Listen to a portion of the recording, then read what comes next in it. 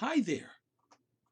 In the previous session, we had Abram leaving Egypt under armed escort from Pharaoh himself. Pharaoh. Okay. And now we continue in Genesis 13, which is the next chapter. And Abram went up out of Egypt, he and his wife, and all that he had, and Lot with him, into the south. Now, that would be very confusing when we read that, because he went into the south. Now, going south from Egypt would be going into deepest Africa, wouldn't it? So what did he do? He went up. Now, in the Bible, up usually means to the north. So, he went up to Canaan, or Israel in the future. And what did he do? He went into the south of Canaan. That is something you need to understand here, because then the rest would make sense. We're going to end it in verse 6. And Abram was very rich in cattle, in silver, and in gold. Well, that's what Pharaoh had given him, because he was pleased with his beautiful wife. And then all of a sudden, whoa, no, I'm being cursed. Get him out of here. Get him out of here. I don't want the money back. Just get him out of here, right? And he went on his journeys from the south, even to Bethel, to the place where his tent had been at the beginning when he first came into Canaan, between Bethel and Hai, into the place of the altar which he had made there in the beginning. And there Abram called on the name of the Lord. Previously, he had called on the name of the Lord too, but then he wanted to help the Lord along, and he went to Egypt. But you know what? You can't help the Lord along. If the Lord has a plan for your life, you know what? God will make it happen. It's not up to you. You can't make shortcuts for God. God, who made the heaven and the earth, the whole creation, if he lays a charge to you and makes a promise with you, then what can you do to help him along? Man. And Lot also, he came along, which went with Abram. He went with Abram to Egypt too, didn't he? He had flocks and herds and tents.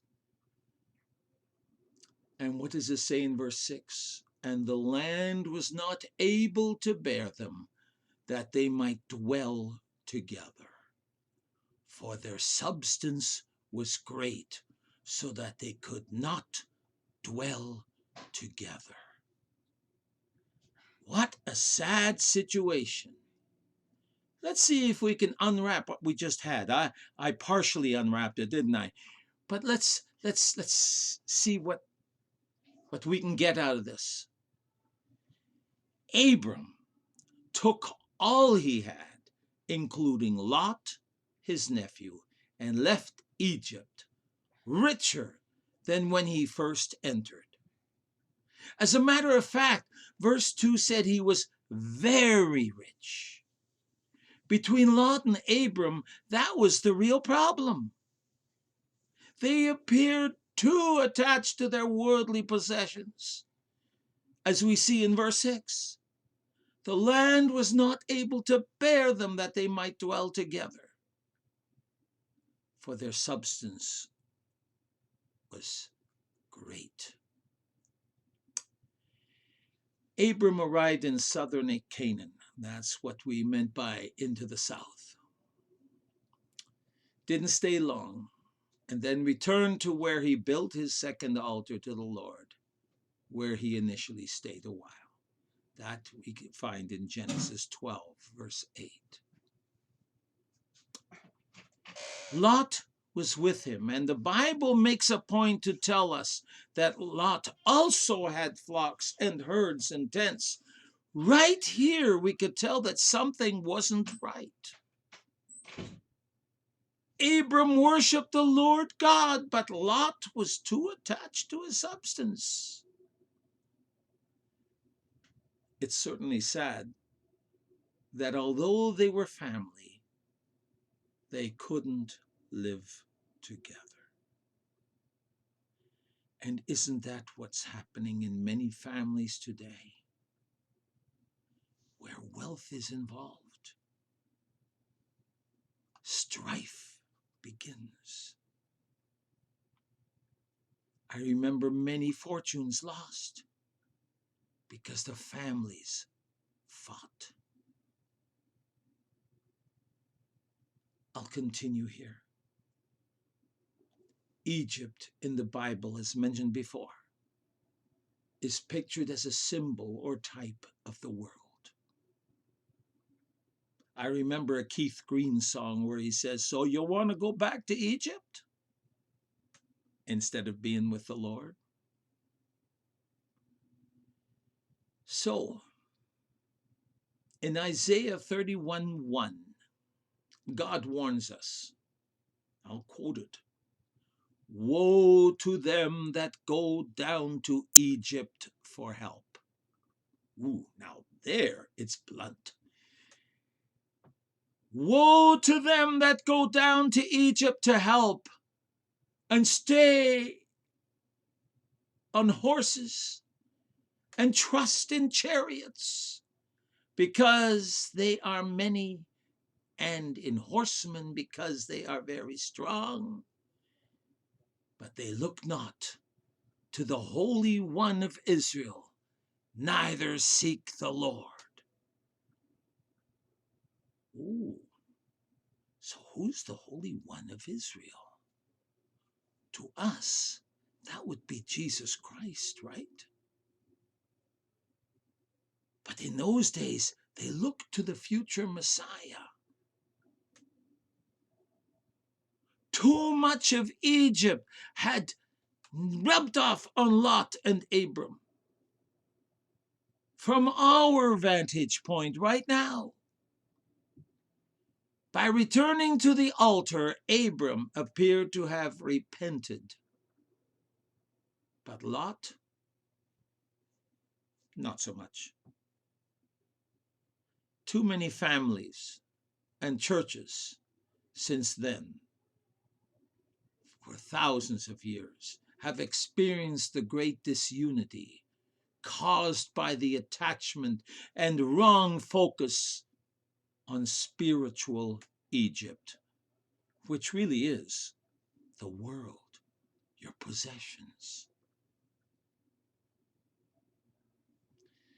It's like Paul said in 1 Timothy 6, verse 10, "For the love of money is the root of all evil, which while some coveted after, they have erred from the faith, and pierced themselves through many sorrows."